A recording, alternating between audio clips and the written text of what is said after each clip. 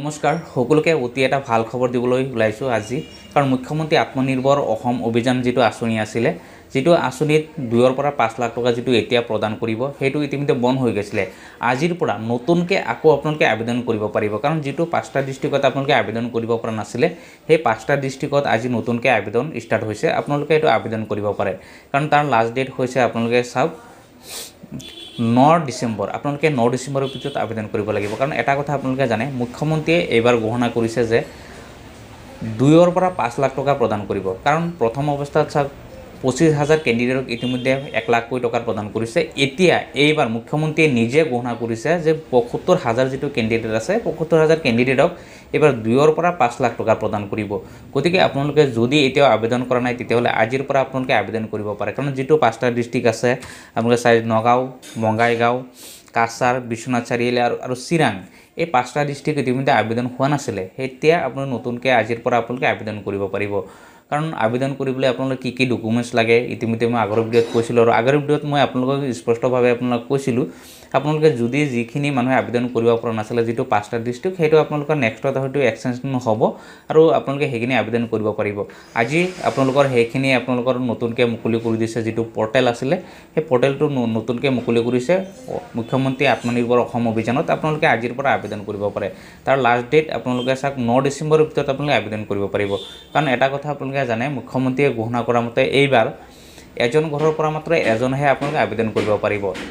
গতিকে সেইটো আবেদন কৰিবলৈ আপোনালোকে মুখ্যমন্ত্ৰীৰ যিটো আত্মনিৰ্ভৰ অসম অভিযান আঁচনি আছে ইয়াত আপোনালোকে আহিব লাগিব আহি পেলাই আপোনালোকে লগইন কৰি চাব পাৰে আপোনালোকৰ তাত কেইটা ডিস্ট্ৰিক্ট আছে কাৰণ যিখিনি ডিস্ট্ৰিক্ট ইতিমধ্যে আপোনালোকৰ আবেদন কৰা হোৱা নাছিলে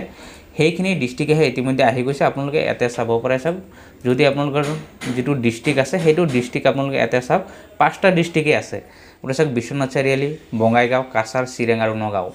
এই 5টা ডিস্ট্ৰিক্ট আছে এতিয়া এই 5টা ডিস্ট্ৰিক্টত আপোনালোকে আবেদন কৰিবলৈ যদি বাকি আছে আপোনালোকে আবেদন কৰিব পাৰে কাৰণ ইতিমধ্যে আপোনালোকে এই আবেদন কৰিবলৈ আপোনালোকে কি ডকুমেন্টছ লাগে মই আগৰ ভিডিঅ'ত উল্লেখ কৰিছোঁ যদিও আজি আপোনালোকক পুনৰবাৰ আকৌ কৈ আছোঁ আপোনালোকে আবেদন কৰিবলৈ চাওক আপোনালোকৰ বিশেষ ডকুমেন্টছ একো নালাগে আবেদন কৰিবলৈ আপোনালোকৰ যিটো বেংক পাছবুক আছে বেংক পাছবুকটো লাগিব আধাৰ কাৰ্ড পান কাৰ্ড আৰু যিটো কোৱালিফিকেশ্যন সাৰ্টিফিকেট আছে আপোনালোকৰ এই কোৱালিফিকেশ্যন সাৰ্টিফিকেট হ'লে আপোনালোকে আবেদন কৰিব পাৰে কিন্তু তাৰ লগত এটা মোষ্ট ইম্পৰ্টেণ্ট যিটো ডকুমেন্টছ আছে সেইটো হৈছে এমপ্লয়মেণ্ট এক্সচেঞ্জ নাম্বাৰ যদি আপোনালোকে এমপ্লয়মেণ্ট এক্সচেঞ্জ নাম্বাৰ আছে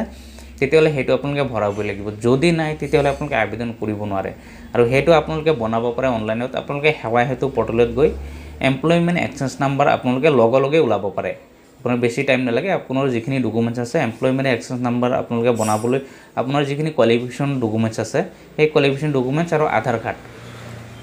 আৰু আপোনালোকৰ বাকি যিখিনি ডকুমেন্টছ আছে ভোটাৰ আইডি দিয়ে আধাৰ কাৰ্ড দিয়ে এইখিনি ডকুমেন্টছ দিব ফটো দিব সেইখিনি দিলে আপোনালোকে নিজে যদি আবেদন কৰিব পাৰে যদি জানে তেতিয়াহ'লে আপোনালোকে সেৱা হেতু পৰ্টেলত গৈ আবেদন কৰিব পাৰে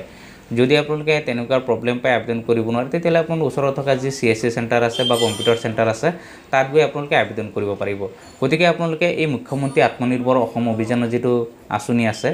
সেইটোৰ টকা যদি আপোনালোকে লাভ কৰিব বিচাৰে তেতিয়াহ'লে আপোনালোকে আজিয়ে আবেদন কৰক কাৰণ আবেদন কৰিলে এইবাৰ চাওক মুখ্যমন্ত্ৰীয়ে যিটো ক'লে 2 পৰা 5 লাখ টকা প্ৰদান কৰিব যিখিনি নিবনুৱা যুৱক যুৱতী আছে কাৰণ আপোনালোকৰ চাওক যিটো কোৱালিটি থাকিব